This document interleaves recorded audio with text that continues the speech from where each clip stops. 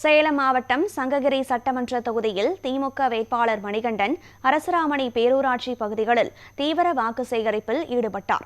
மதசார்பற்ற முற்போக்கு கூட்டணி சார்பில் போட்டியிடும் அவர் குள்ளம்பட்டி, குஞ்சாம்பாளையம், செட்டிப்பட்டி, ஒடசக்கரை, ஓலப்பாளையம் உள்ளிட்ட பல்வேறு கிராமங்களில் நேரடியாக சென்று பொதுமக்களை சந்தித்தார்.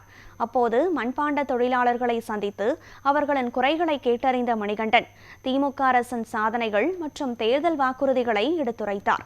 மேலும் உதயசூரியன் சின்னத்திற்கு வாக்களித்து தன்னை வெற்றி பெற செய்யுமாறு பொதுமக்களிடம் கேட்டுக்கொண்டார். இந்த பிரச்சாரத்தில் திமுக மற்றும் கூட்டணி கட்சி நிர்வாகிகள் பலரும் கலந்து கொண்டனர். மறைந்த மறையாமல் நம் நெஞ்சத்தில் வாழ்ந்து கொண்டிருக்கிறார்.